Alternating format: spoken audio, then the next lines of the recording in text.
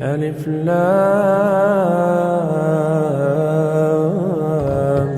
را. تلك آيات الكتاب المبين. إنا أنزلناه قرآنا عربيا لعلكم تعقلون. نحن نقص عليك أحسن القصص بما أوحينا إليك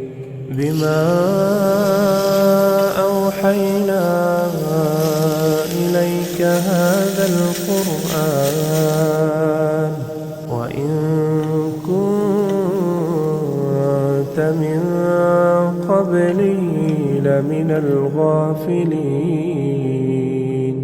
إذ قال يوسف لأبيه يا أبت إني رأيت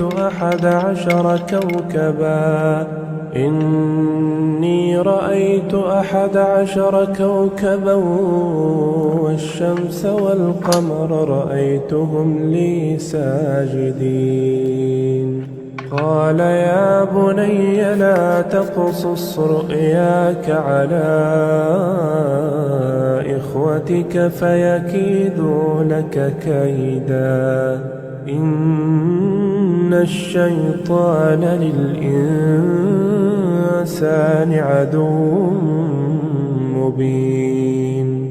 وكذلك يجتبيك ربك ويعلمك من تأويل الأحاديث ويتم